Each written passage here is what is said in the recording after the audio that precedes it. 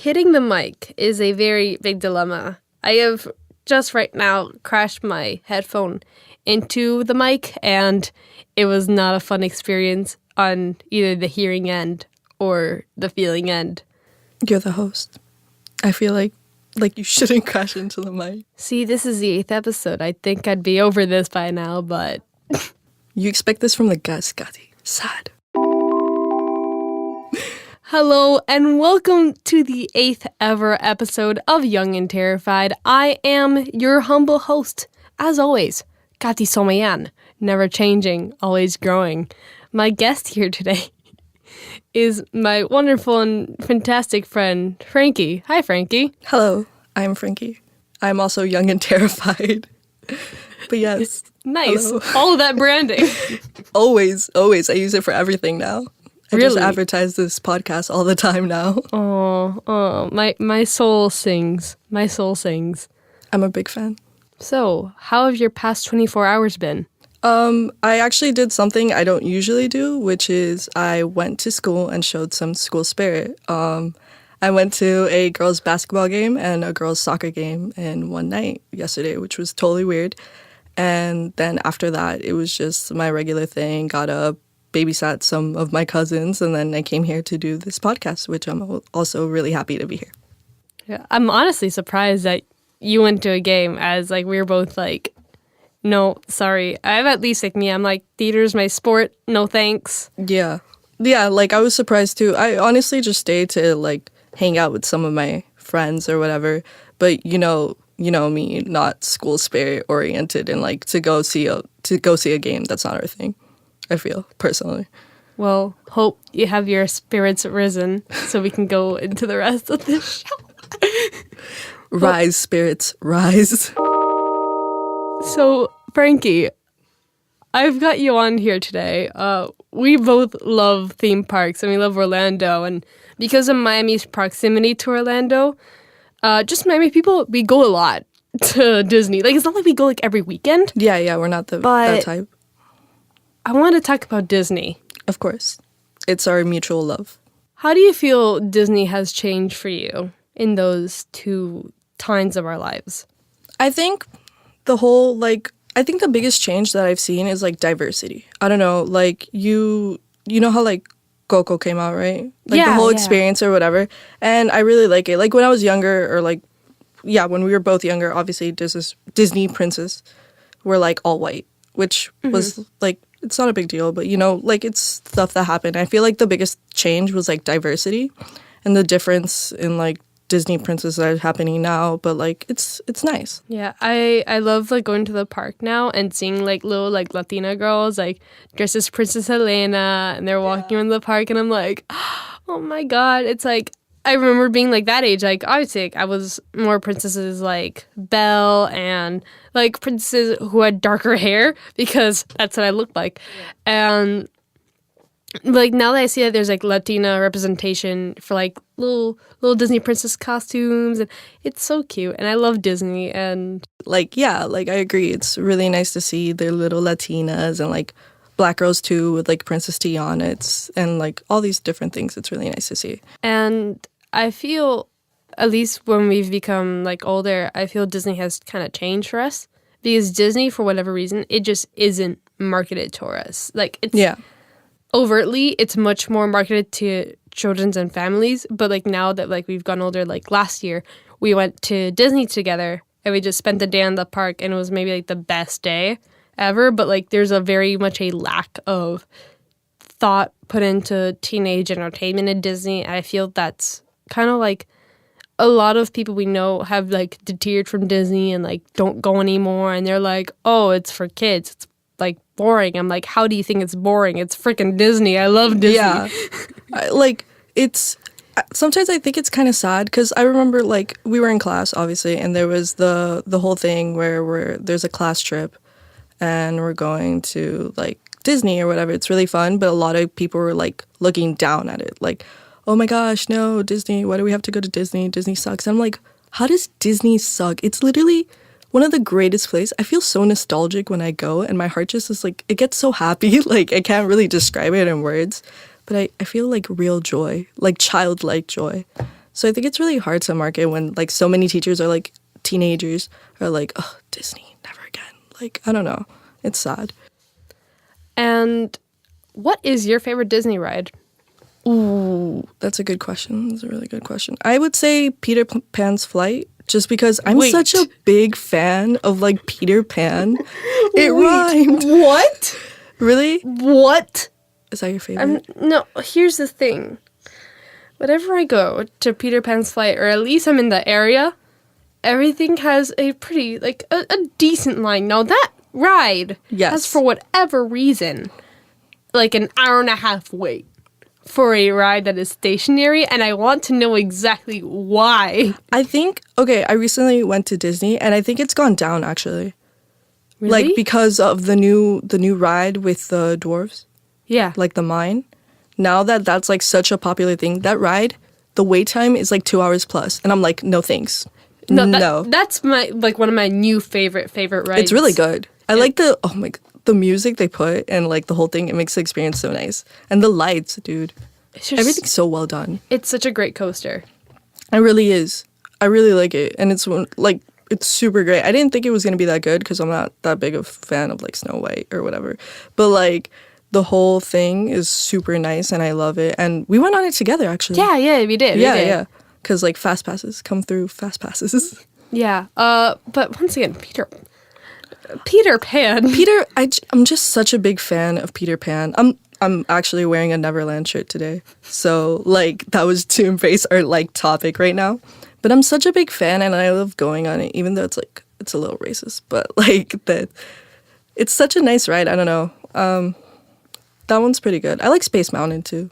Yeah, that's the favorite of many. Yeah. I love Space Mountain. It's the most intense one, really. Yeah. Wait, this isn't Magic Kingdom, but like Mount Everest is really good. Yeah, no, this is besides Mount Kingdom. Like, yeah. Like, it's Disney in general. I said Mount Kingdom. Mount Everest, my favorite ride. Yeah. Parks-wise, actually, though, my favorite park, and it's not because it has the best rides or it has the best of anything. It's just like it's very much a nostalgia favorite, and I like the theming of a part of it is Epcot. I love Epcot. Not much because of Future World. This Future World is falling apart, and someone needs to fix up Future World, and Disney needs you sponsors for Future World. Like that's case in point. They need new stuff for there. And I loved it at its peak, but no. But the country's World Showcase is so wonderful. I love World Showcase. It's really cute. I really like it. No, I love Epcot. It's really nice. I don't go as often, though, because, like, I feel like every time I go with my family, their whole thing is, like, Magic Kingdom, because that's where everything usually is if you want to get the full Disney experience.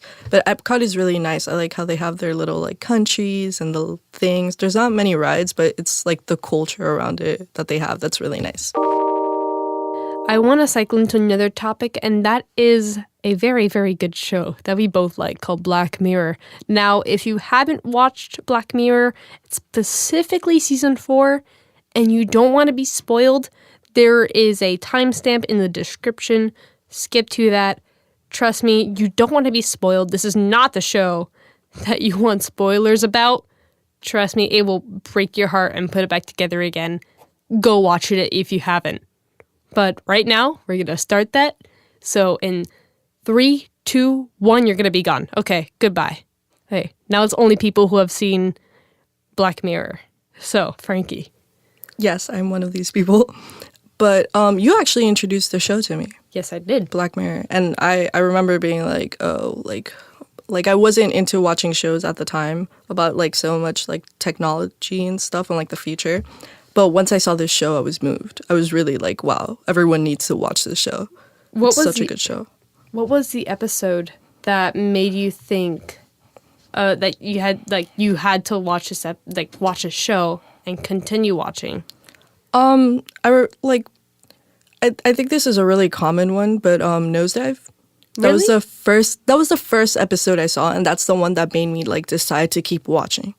Because I at the time I had never seen anything like that, and I thought it was a really like cool like way of like introducing technology and the flaws it may have in the future, like all these like different alternative like kind of world kind of thing. But like that was the first episode that like got me in, and I'm actually really happy that's the first episode I saw. I don't know if I'd continue watching the episode if the first episode I saw was National Anthem. No. No, I really don't feel like that was the first episode they should have gone with. It's like, okay, like on one hand, I feel National Anthem is a very good way to introduce people to the show, to the tone of the show. Yeah. But only the faint of heart cannot watch that episode, and if you, like, not even like, just... Honestly, no. I feel like I understand why they put National Anthem as the first episode, because it's like if you could pass National Anthem, you could watch the rest of the show. I feel personally, but I don't know if I would make that decision. I feel like National Anthem before season 4 was the last episode I saw because I would like skip around and like go back and forth.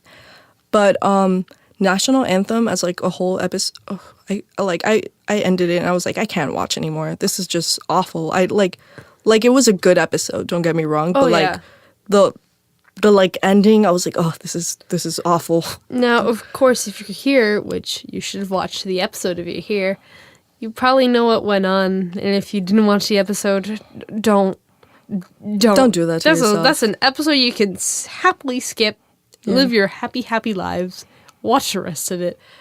Now, I think one of the most influential episodes before season 4 came out, like actually 2 of the most influential episodes, is 15 Million Merits and Entire History of You.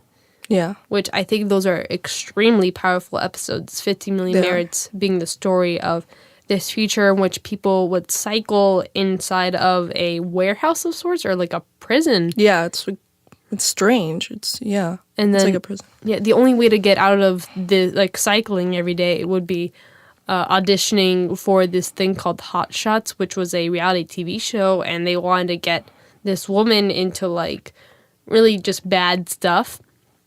And Entire History of You is about technology called Grain, in which you can replay experiences after the fact. And me being such a warrior, oh my god, with that technology. No, yeah, dude, like I was like, geez, don't do that. And it's a really good, they were both really good episodes. I think in between both of them though, I would lean more to 15 Million Merits. Really? And it's mentioned a lot in season 4. Yes. Actually, it's mentioned many times. I think like maybe once in each episode, maybe. Except for like... Really? No, not for I don't think it was mentioned in Crocodile or Metalhead, but in other ones it was. I know for Black Museum it was definitely mentioned, 15 Million Merits. Besides season 4, what is your favorite season 1 through season 3 episode? That I think White Christmas. Oh, that's a great episode. It's a really good episode, and that's the one where I was so like moved. Like that was such a good episode. White Christmas and then White Bear was really good. Yeah. You're the one who told me to watch White Bear because I was gonna skip it because the description didn't really sound that appealing to me, but it was so good. White Bear is actually lower on my list of favorites, but the way that it handles criminal justice and ethics of criminal justice, I found it very interesting, and it had a huge impact because the whole plot is this poor woman who doesn't know what she did is being tortured every single day of her life for the rest of eternity, and it's treated like a theme park, which I think says a lot about society through this medium. I agree. It was a really intense episode, and the ending really got like it surprised me. I was shocked, and it was like it touches up a lot on ethics and like morality, and I thought it was a really good episode along with White Christmas. Yeah, White Christmas has to be my favorite episode. Yeah, it's a really good episode. Overall. Probably overall. The way that it weeds 3 episodes into each other before Black Museum was able to do that. It weeds all this technology into everything, and I feel that episode is maybe the most important episode of Black Mirror to date. Yeah, I agree. I feel like it's if there's one episode that you want to show like the overall like concept and aspect of the show, I feel like White Christmas is that episode. So, do you want to... Well, season 3 is very much self-explanatory as the first season that was made by Netflix. Is there anything in that season that stood out to you? I feel it was one of the weaker seasons, to be quite honest. That season would be the one with, like... That was... Okay, it has one of my favorite episodes and my least favorite episode, Hated in the Nation. I really didn't like that episode. I thought it was really, like, dragged on, to be quite honest. It was too long, and I feel the only future technology that was in it was the transportation. Yeah. That was it. And the rest of it was just real world stuff. Yeah, I don't think it was that great of, like, an episode. I remember watching and being like, oh, I think I wasted, like, 45 minutes of my time right now. I don't know. I don't think I ever finished it, and I don't want to, but I think there was something about bees in there, and I'm like, Save the bees. I don't care. I did not care at the end. Well, anyway, I think the best season of Black Mirror is season 4. I agree. I love season 4. I think season 4 was really good. And despite not liking 2 episodes that much, it was a really good season. Well, I wanted to talk about each episode in particular in order. So first, USS Callister, which is the episode about this gaming company named Callister something. Yeah. It's Lynn Callister. And Yeah. basically I think it was like the software engineer or like... Yeah, he was the software engineer, like the one who made up the whole game and like did everything. He was the brains Dali. behind...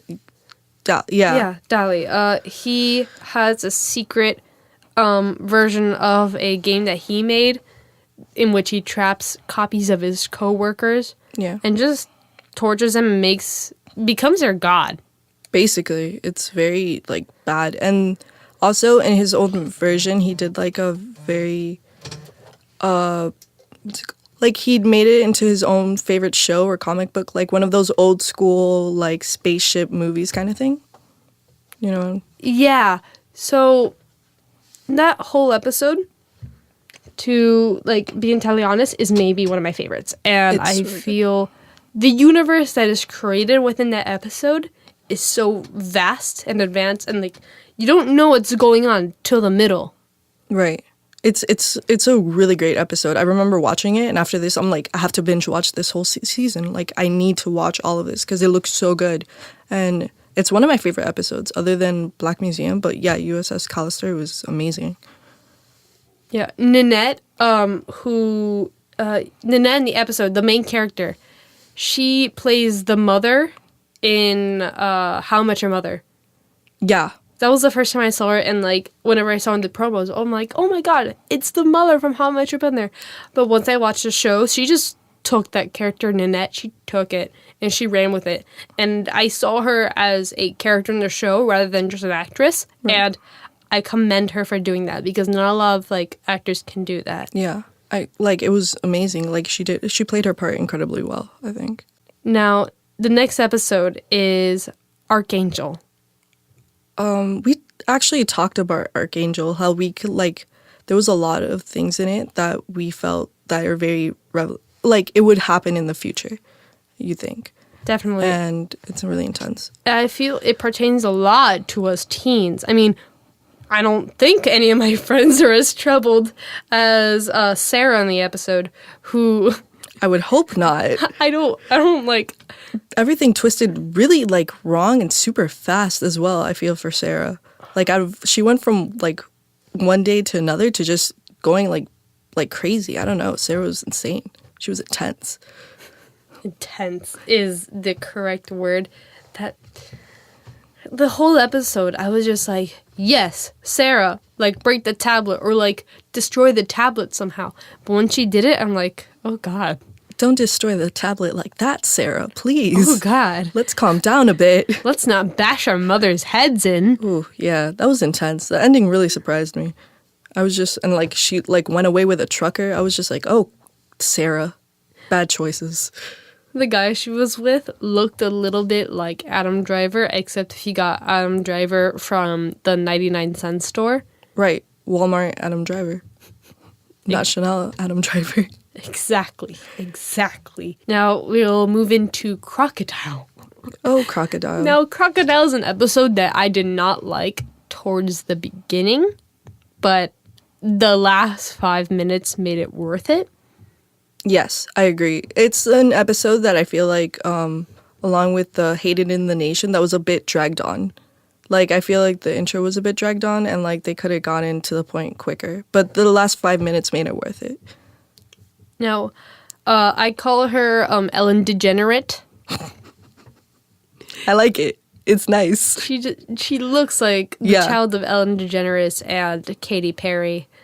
But I have taken to call her Ellen DeGenerate because I have never bothered to learn her name. But she doesn't kill the, what was it, a hamster? Yeah, Codger the Lodger. Codger the Lodger. He's out He's here. the one who got her. He's out here and he's gonna get you. He's gonna get everyone. He's the real detective. Yeah, those last 5 minutes. That's what made it worth it. But, how can you kill a baby? That's so wrong. Yeah, also, those pizza trucks that are driverless. You know, I thought that was so strange. Pizza Hut's actually thinking of making one. Like, I saw a tweet that Pizza Hut wants to make a driverless pizza vehicle. And I'm like, have you seen the lawsuits? Don't do that to yourself. Boy. You're trying to break people's arms and stuff out there. Don't do it. We already looked into the future. Just don't do it, Pizza Hut. After that, we had Hang the DJ, which I think is maybe one of the best Black Mirror episodes and one of the sweetest and kindest Black Mirror episodes ever. Yeah, I think it's one of the most romantic. Like, and it's one of the few that has like a happier ending for Hang the DJ. I really liked it. It reminds me a lot of San Junipero. Yes, I agree. It has similarities. But like, I do think I enjoyed Hang the DJ more. Like, really? It's just because I feel like I enjoyed this season a little more than other seasons. I feel San Junipero stuck out for me in season 3 is because there were a lot of dud episodes towards the end, and San Junipero and No Save were saving grace that season. True. But that's in the past. Season 4, Hang the DJ. We're in the future now. Everything's changed.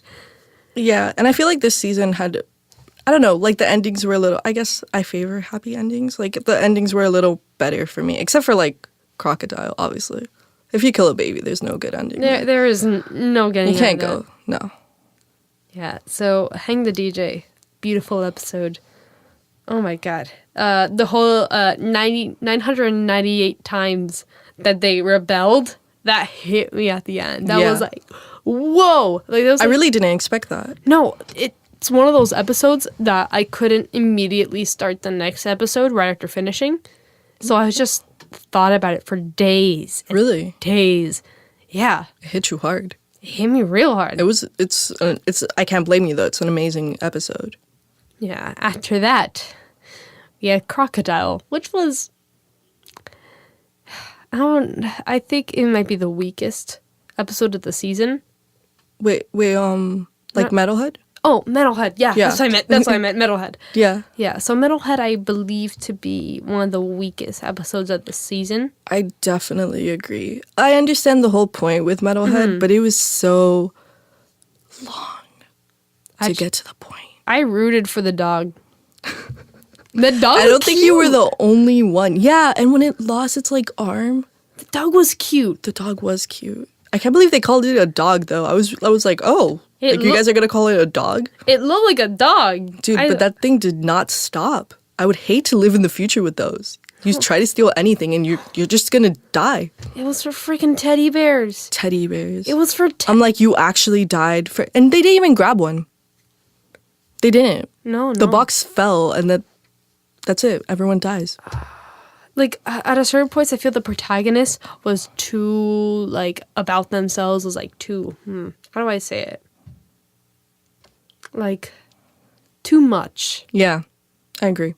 I understand what you're saying. It was too much.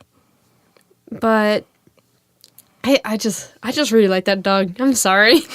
The dog did a great job, you guys. Amazing acting skills. I was scared by the dog, but and I felt like some of the decisions she made were kind of stupid, but yeah. And the whole like, I don't know about you, but like putting it in black and white to add like a dramatic effect really didn't work for me. I was just like, okay, like this is it. This is just extra. I don't know. Now, the last episode of the season, which is a great, very, very gory episode called Black Museum. My favorite. And I feel it's the episode that ties every single episode together. And some people have these multiverse theories, or others say that it's all in the same universe. That ties everything in together, basically saying, yeah, every episode's pretty much in the same universe. It was so good. I feel the first story, even on its own, the one of like the doctor that craved pain, was wow. Yeah, I feel like they could actually make an episode out of that, just like the one with the monkey, with the mom that was stuck in the monkey. Oh, that was so sad. I was like, why? Like, instead of doing like Crocodile or like Metalhead, you guys could have done an episode out of that, really. Imagine if they made like Black Mirror short stories. Oh, wow. That would be a lot of work, but that would be amazing. Like, wow. Yeah. No, I would love that. Yeah, I feel like that episode is very much like White Christmas because it lends to a narrative that would be like a Black Mirror short story, or maybe like Black Mirror, but it's 20 minutes long. Yeah. Giving the Charlie Brooker, that's the name of the writer. Giving him ideas. You know, come on, Netflix. Come through. Come on, we don't need to wait till next year to have Black Mirror. Oh my god, I miss this show already.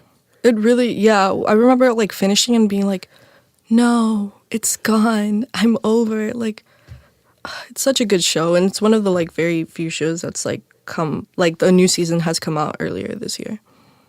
Just so good. It was so good. Black Museum, I think, was my favorite episode, actually. Yeah. My favorite has to be a tie between Hang the DJ and USS Callister. They were great episodes.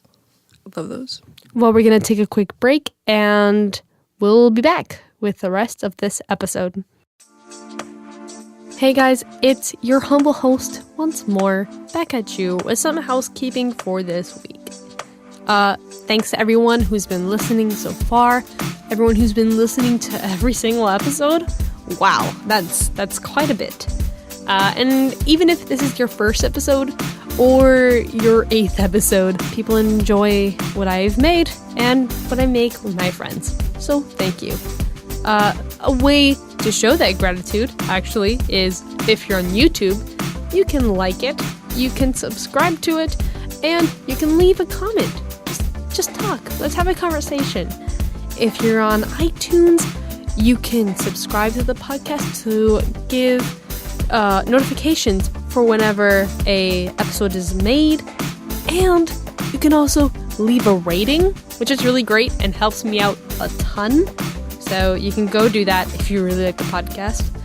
There's a Twitter at young_terrified in which I talk about the podcast and I retweet different links or different tweets that are somewhat relevant to the podcast or anyway, or I think it's funny. I don't know. That's what's going to happen there. You can listen on SoundCloud as well. And thanks to everyone. We're going to get back to the show right now. And we are back from housekeeping. Thanks to myself in the future for those messages. But right now, Frankie, I'm going to ask you a question. You are given just infinite money, and you are asked to make a hotel. Where would you make it, and what's the theme? Wow. Wow. God, you hit me with a good question. I told you. Where would I make it, and where? And like the theme.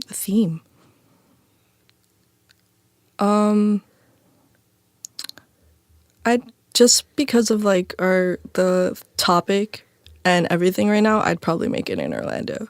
Okay. And theme-wise, probably like, I don't know, that's a really good... You're whispering theme to yourself, like it's gonna come to you that way. Yeah, but I'd probably go with like a Peter Pan theme, I guess. That's my thing. I'm such a fan, dude. I just got the movie from Amazon and it's awful quality, but it's a good movie. Everything has a 2-hour-long line. Yeah. That's everything. For like an okay buffet. You want it's a whatever buffet, but if you want to come through, like 2 hours to come to my hotel. Yeah. That's what I'm going to do. That's how we're going to make bank.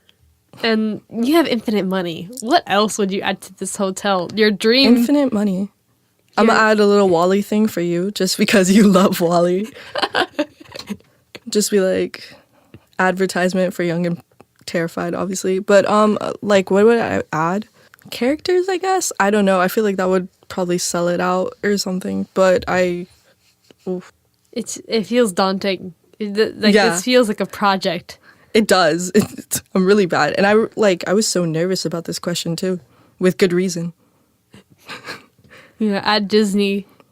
If you're looking for new Imagineers and contractors, we have one here. Obviously, I am the most creative. You're just full of ideas. I'm full of ideas. They need to hire me. I'm a big fan. Frankie, it's been fantastic and wonderful this time I've shared with you on my podcast, Young and Terrified. Same.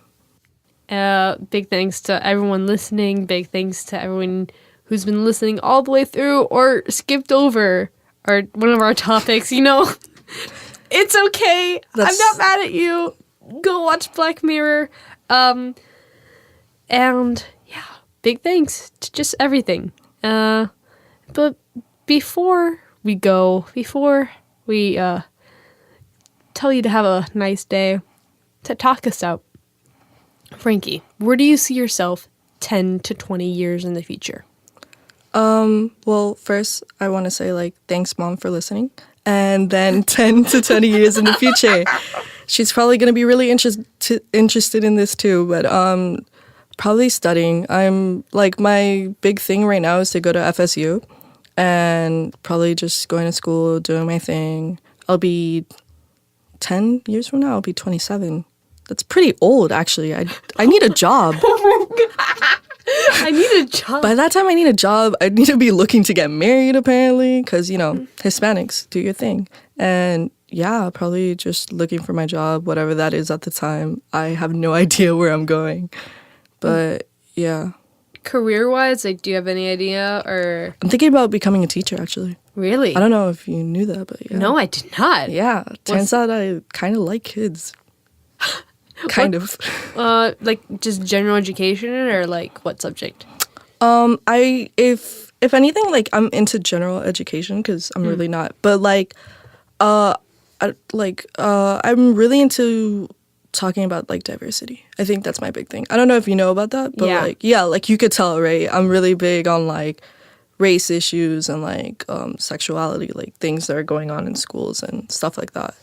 And I feel like sometimes schools lack that. Well, not that much anymore because there's a lot of GSA programs or stuff. But if there was something to specialize in, probably people want to take classes on those kind of issues, social issues and stuff. That is wonderful, actually, because I feel there's a lack of understanding now. I feel it's something that Black Mirror touches upon. No spoilers here, buddy. You're all fine.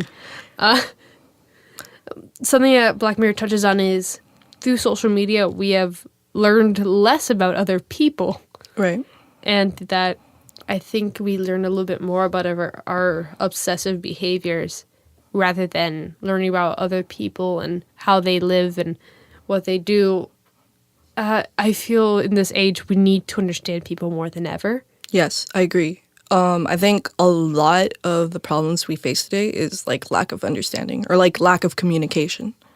And it's really sad to see because there's so many problems right now, and not to turn this all negative or whatever, but there's so many problems going on in the world right now, and a big part of it I feel is of understanding someone's place. And once people understand, I feel a lot of things can go away. Obviously not everything, but there's a big thing is lack of understanding. Well, Frankie, that is amazing and wonderful, and good luck to you on that. And thank you. Good luck to everyone this week, this month, this year. I agree. Good luck to everybody, and thanks for listening. And have a nice day.